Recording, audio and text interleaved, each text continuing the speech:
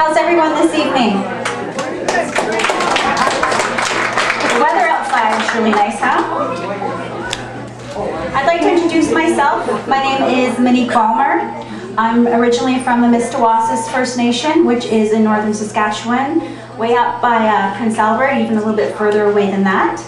I am also a mother of two, and I am the Aboriginal Sales Manager at the Edmonton Marriott at River Cree Resort.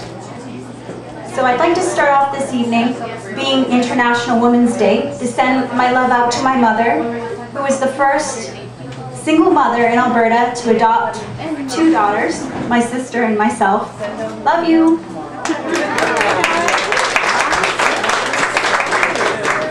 I'd like to welcome you all to this Ask Your Auntie event.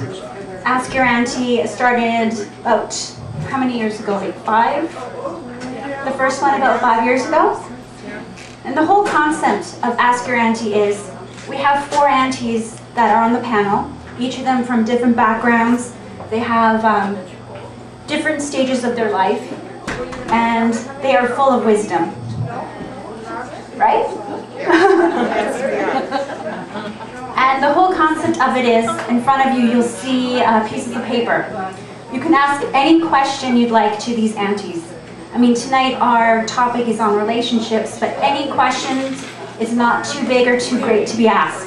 You could ask questions about how a good recipe to cook quickly on a Friday night, or you could ask questions about fashion, questions about how to do your hair correctly, any question at all is great. So I'd like to introduce today's aunties that we have. We have Senator Thelma Chalifoux, right here. We have Diane Mealy, right here. Sharon Morin, right here. And Ruth Suvi, right here. I'd also like to say thank you to tonight's host, which is the Carrot Cafe, and the Daughters Day Planning Committee. Thank you. Our AWPA AGM is on May 12th. It's from 10 to 2 p.m. in the Heritage Room in City Hall, and all members are welcome to that. So like I said, our topic today is on relationships.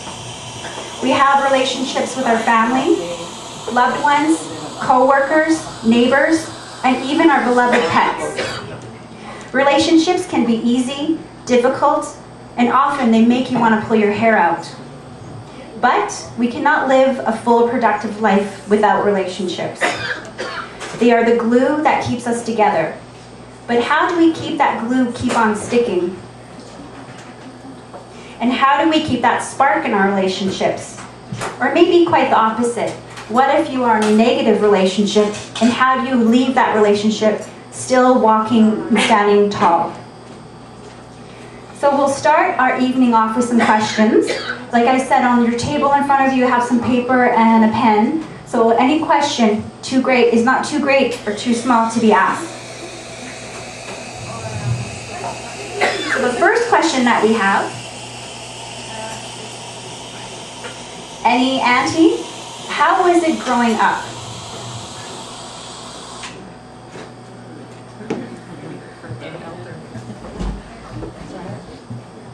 Well, good evening, everybody.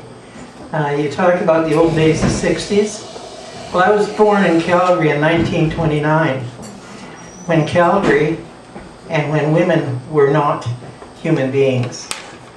It was before we were even recognized. And it was the famous 5 that fought and fought. I come from a very strong, traditional Métis family, and I'm being born and raised down in the south there. Now with the Métis, we have 3 separate different traditions in Canada. Number one is that we are the most multicultural nation in the world. We have invited and accepted all the newcomers that came here. I can remember old Mr. Singh. Mr. Singh had a pig farm, and he came every year, and he got my Uncle Henry, and my Uncle Henry went to work for him. Every year. That was the job. Some of our Métis, their lifestyle was the traditional lifestyle, the hunting, the trapping, the fishing, and living their traditional lifestyle. Then we have the business people, such as the Belcourts, the fur traders, the business people, the innkeepers. They were all Métis.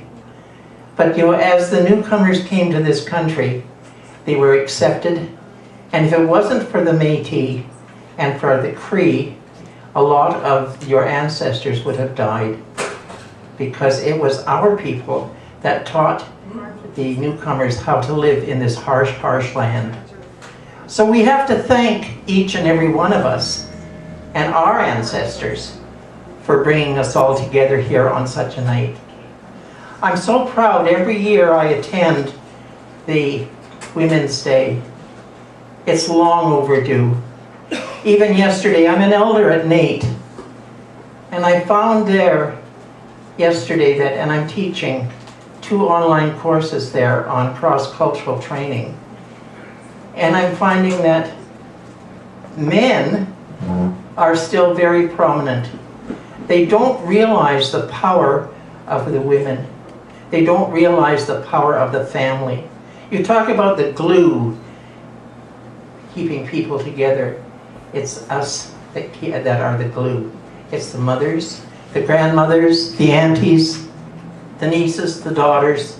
This is the glue. Things have changed drastically since I was a little girl. I have to really compliment our singer tonight.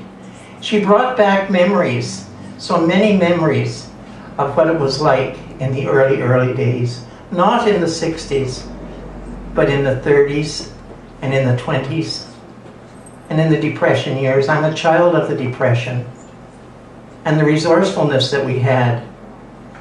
We had so many, many things, and if it wasn't for the women, if it wasn't for the glue in our families, none of us would be here today. So this is what it's like. That's what it was like, and things have changed. Things have changed drastically, and we really, really have to be together. And it's evenings like tonight. You know, I really didn't want to come tonight. I was tired. I had a 14-hour day yesterday, counseling and working, and I thought, oh, do I have to come? But you know, you revived me. I have a new mom coming here. And the minute she walked in, I knew that, guess what? I just had my 3rd great-great-great-granddaughter. So it's just, what a wonderful blessing that we can get together on an evening such as this and enjoy the energy, enjoy the music, enjoy the comradeship that we all share. Welcome, welcome newcomers, welcome old people, welcome young people, and may the good Lord bless each and every one of you as we travel together to make Canada one of the best countries in the world. Thank you. Thank you, Thelma. Our next question from the audience is, what is one piece of advice you'd give a young woman about relationships? Well, I've been married 25 years, so I think for us in our relationship, it was respecting each other. And if you don't have respect for yourself or your partner, then the relationship doesn't work. One thing that I always keep in mind, and I learned this from this old couple that used to live across from me, Gertie and Ellard Grant, and they'd been married for 60-some years and were just beautiful people, and she always called him her beau. He's my beau. And she always says, I remember he's a man, but I remember him as my boyfriend. And she said, I always keep that in mind about my boyfriend. And so I think that's good. Always remember the first feeling. Thank you. Our next question. Where would you advise women who want friendship to meet healthy men or committed partners? So where would you advise them to go to meet?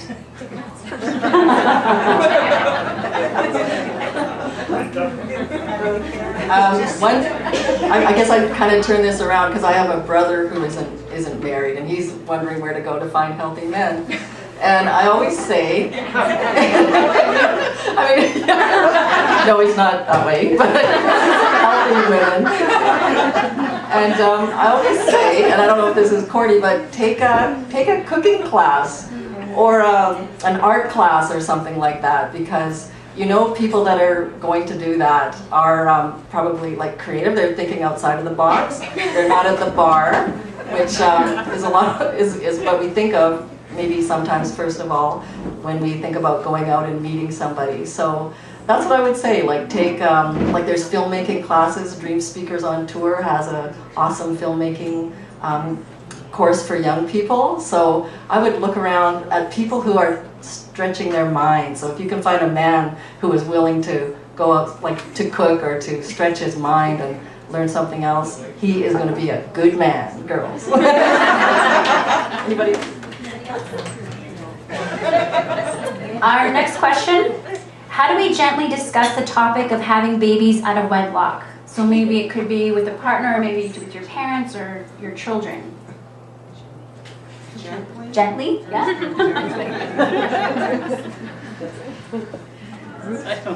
You don't know? I had a child out of wedlock when I was 18. And I remember being very panicked to tell my mother, this is my mother. I was in Slave Lake. She was in Peace River. She was working, and I don't know why, but there wasn't a phone at the house, and I was trying to get a hold of her at work, and it was like phone tag all the time. I could never catch her. And finally, when I got her on the phone, and I remember distinctly using the payphone at the old hotel in Slave Lake. I was in the lobby there using the payphone, because I didn't want anybody else to, to hear and to get a hold of her. And she's like, what's wrong, what's wrong? And I'm crying, and I said, I'm pregnant.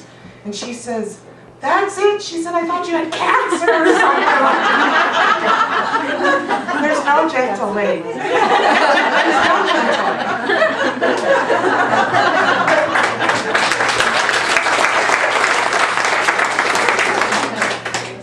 How do you get your teenager to go back to school? How do you get your teenager to go back to finish high school? And she's also working full-time.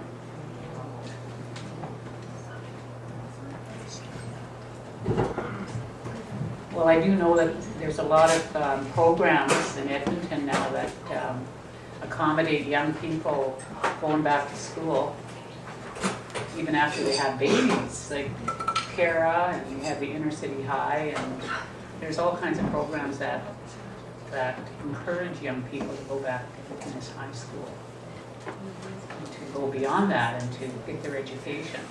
So there's a lot of support now to do that. I think to offer the young person the resources and to give them an opportunity to talk about what their dreams are and to encourage them is the way to go.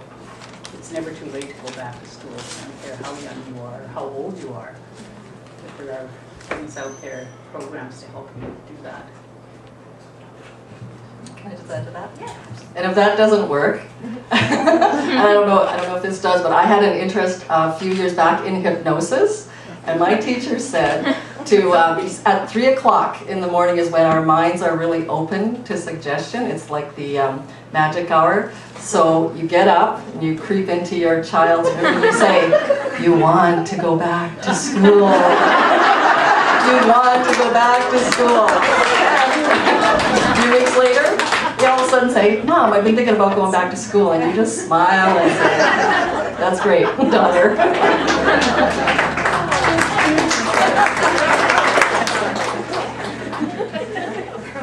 What do you see as the single biggest obstacle facing young women who want to be successful in business?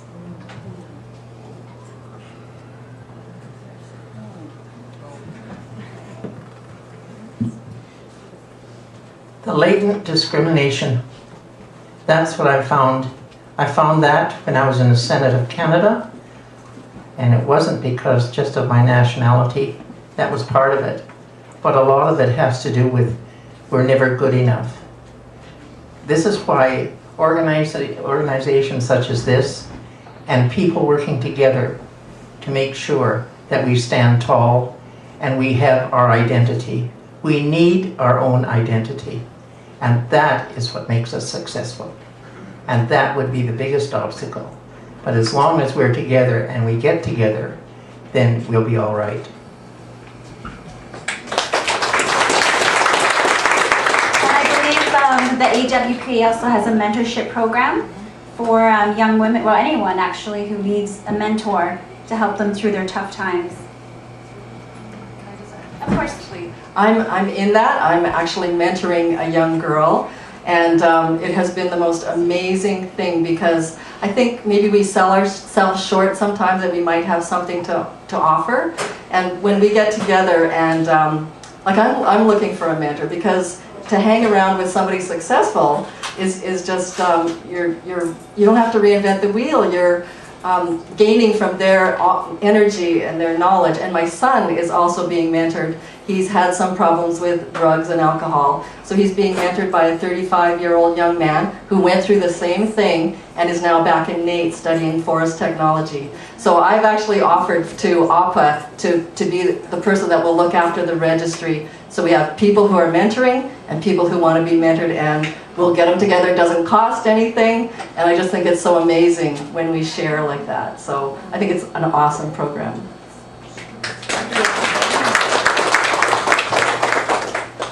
How do you deal with stress? Any coping strategy or ideas?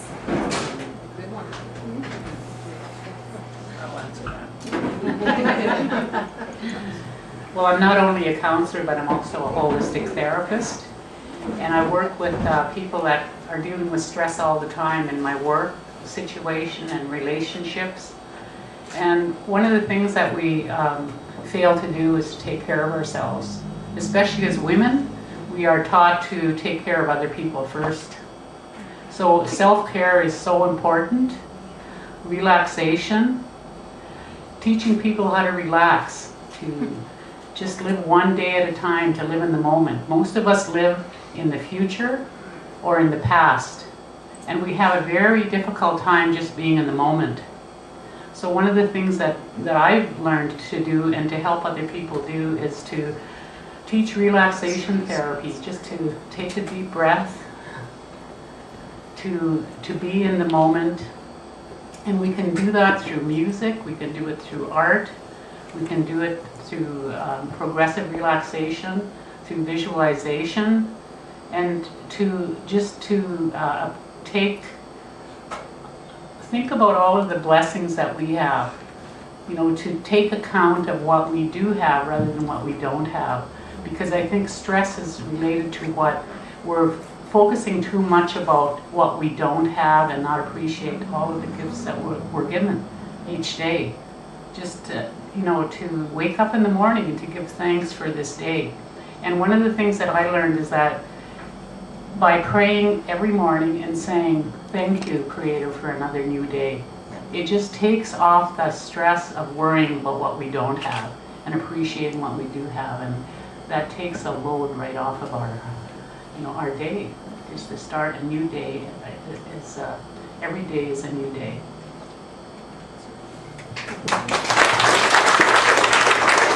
I like my strategy. Mine is shopping. What is women empowerment in your view? Do you think we are empowering our women enough in Canada?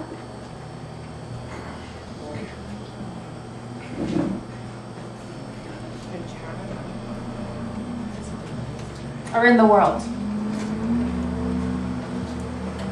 Well, I did, because they were talking a lot about International Women's Day on the news and that, and I did hear that, in Canada we are way far ahead of many countries, especially in our banking.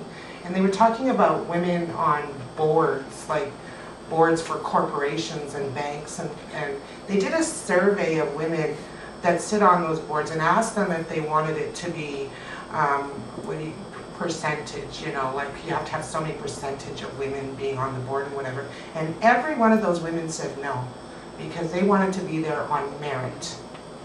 And Canada is setting the tone in the corporate world on women being in those positions. We are still paid 30% less than men.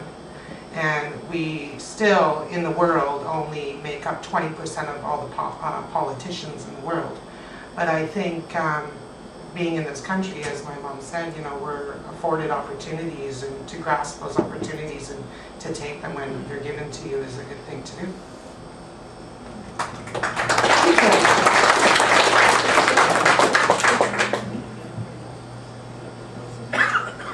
I'm newly married, and of course, all is amazing. Congratulations to you, wherever you are. After 40 years of marriage, how can I ensure that they will still feel the same way? Two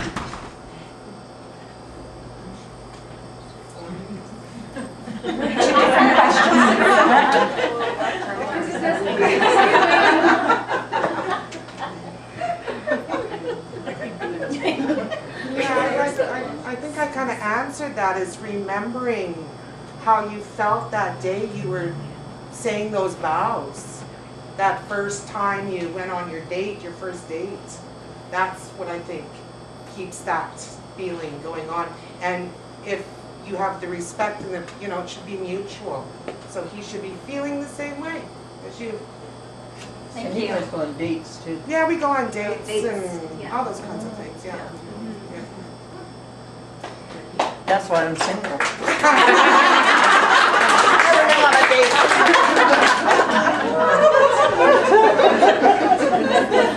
Tried it twice, gave it up as a bad job.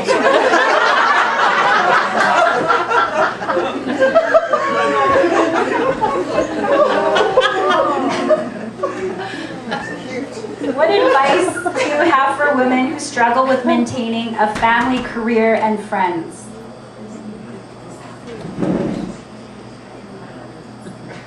You don't bother doing the ironing.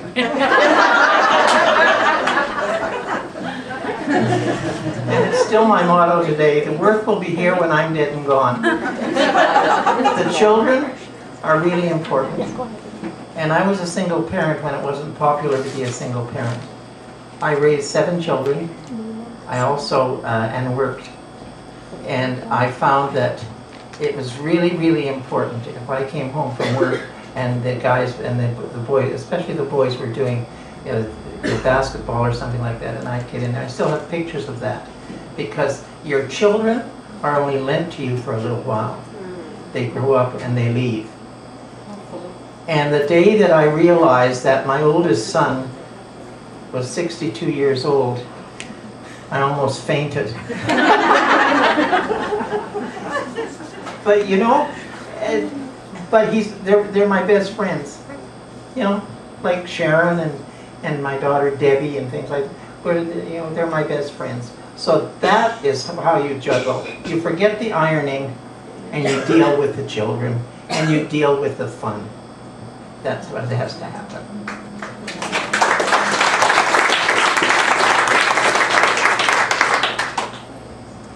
How can we as Aboriginal women involved in careers work with men in senior positions?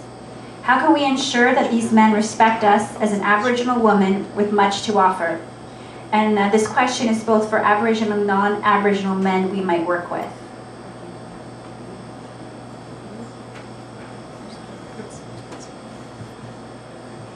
The stereotyping that most men have, and I found that in all the years that I've worked. I totally changed careers every 10 years. And I found that they knew. I'd walk into a board meeting, and they'd say, "Oh Lord, here comes Thelma on her women's lip." You know, and I'd say, "You better believe it. And you're going to sit there and you're going to listen, because we do have some concerns." And that just stopped it right there. And I was able to take and address issues. Once you do that, and you stand up, and that's where your identity comes in. You know, I was always taught, you know, my mother, my aunties, my granny, proud, proud women. And that's what we have to be. We don't have to be braggarts. We just have to be proud and to know who we are as women, and to be able to make points. That's what it is. We're human beings. It's not a case of men and women. It's a case of human beings.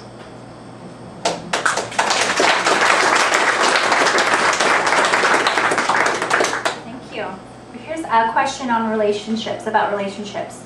What do you think about internet dating?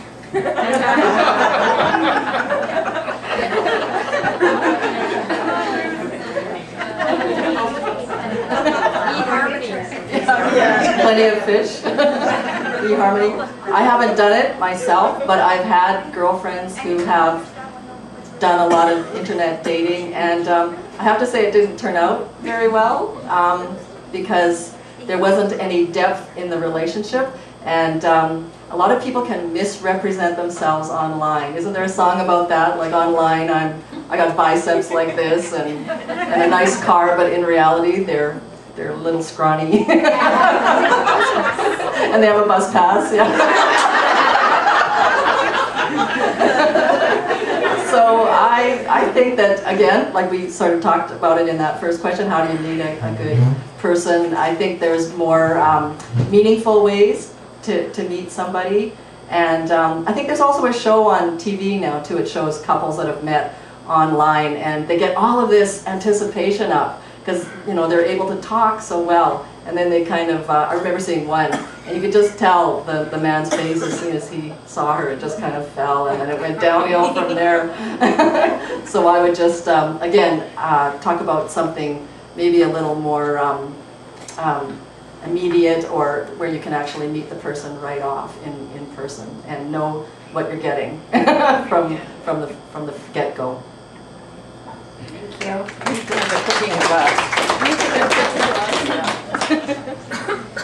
I'm looking for work. What kind of words of wisdom can you give? So maybe ways to find work, or what type of work should you be doing? Job tips?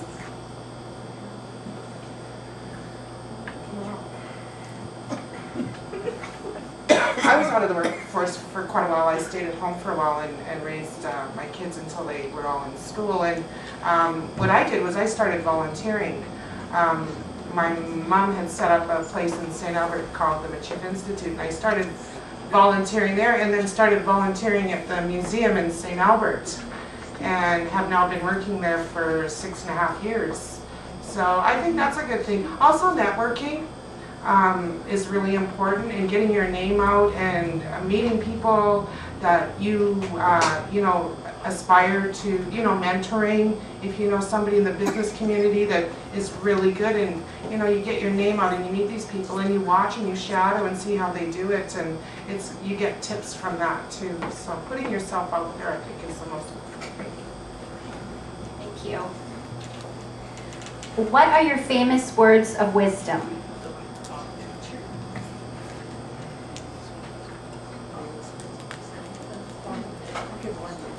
I had thought of this when somebody said how you make a marriage last, and it was this little piece of wisdom that I thought, and it's sometimes in situations, wisdom is knowing what not to say. And a good example of that is my husband will sometimes make something or do something that he doesn't usually do, and it's really sweet to see it, but I noticed that he didn't do the sauce right or something like that. And I can just feel that little part of me that wants to say, but next time, you know, add more cheese or something like that. And I've just kind of learned, if I can just be in the moment and just shut up and get out of the way, that there's, and just love him for doing that, that it's so much better. It just is, it's love, and it's knowing what not to say.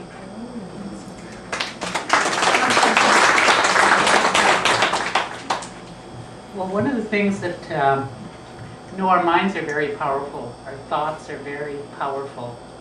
And one of the things that sometimes gets us into trouble is that we don't think before we speak. That we kind of speak before the words come, before we think about it. And if we took more time to listen and to think before we speak and to be mindful about what we're saying, that would help in our relationships and allow us to be more open with other people and to build our relationships. I think for me the thing that I learned the most, and there was lots of women, including my mother, but I had lots of women in my family that, and not my family, that really influenced me. They all knew who they were, and there's this word that we use, it's otapimsalak. We are our own bosses, and I've always carried that with me. I always knew who I was, and blonde and blue-eyed Métis girl had to always say yes I am and defend my culture, but I always knew who I was inside. So it was the otapimsalak on my own boss. All through the years growing up and being in an Aboriginal community right beside the Sarcee Reserve and everything, and I always remember the women coming from the reserve and going back to the reserve with the horses and the travois and the dogs and the travois and things like that, and they always stopped at the house and for tea and bannock and stuff at our house. But and they always seemed so sad, so quiet, and yet Métis women, very strong, very independent. And my mother, I never had a very good relationship with my mother, but she was a very strong woman. And her and my dad got along really well. They never argued, and if they did, they went outside and they had a discussion. They never ever, I never saw, them hit my dad. There was no violence in the family or anything. And so it's really important that you never go to bed with your partner angry. Never. Because that destroys a total relationship. That could be a beautiful marriage for 25 years.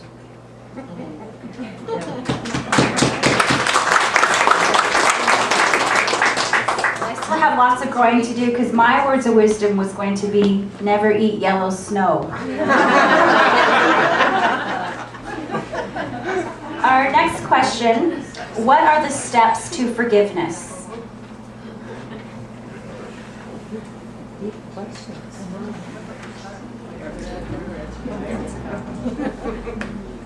Well, I think first of all, forgiveness comes from the heart. Forgiveness doesn't come because we think we need to or somebody tells us that we have to forgive. And often when we have issues of forgiveness, it has to do with being hurt in some way. And sometimes we feel that we had some that it is our fault. And I know with a lot of people that I work with, I work primarily with people that are in abusive relationships where they've been abused in their past. And sometimes that abuse happens by people that they know. Most often it does. And they sometimes feel that it's their fault and that this happened to them. So the first person that we need to forgive is ourselves. Because when we get into situations that there's, there's bad things happening in a relationship or in our families, that we take it to heart and think that this is my fault, or we have all of this hate for this other person. And if we hang on to anger, it affects our whole life. So we need to learn how to forgive ourselves first and find it in our heart to forgive the other person. Because I really believe, and we know, that when somebody hurts another person, usually that person has been hurt themselves. So that's who we need to forgive first, is ourselves.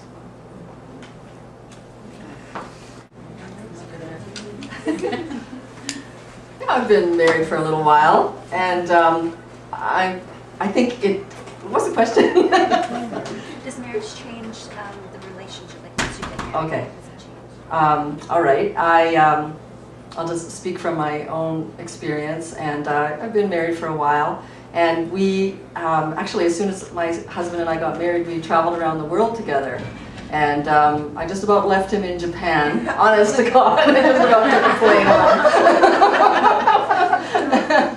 But I hung in there, and I think that marriage does change the relationship, and if you play your cards right, or again, that you stay open, it can just make the relationship sweeter and more beautiful, because you become each other's best friend.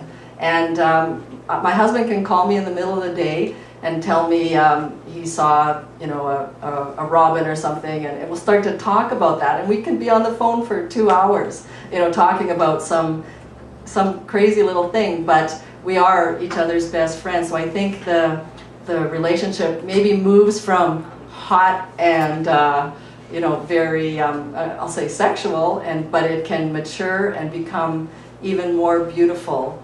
And maybe that's a little hard to, I don't think that's hard to get your head around, but it just becomes sweeter and more beautiful, and you just become, I guess on a soul level, become soulmates.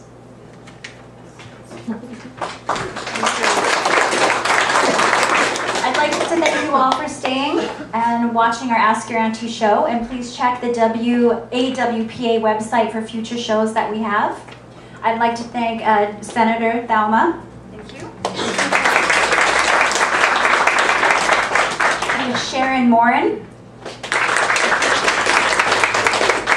Ruth Suvi. And Diane Maley. Let's have a big hand for Monique Bulmer. She did a great job.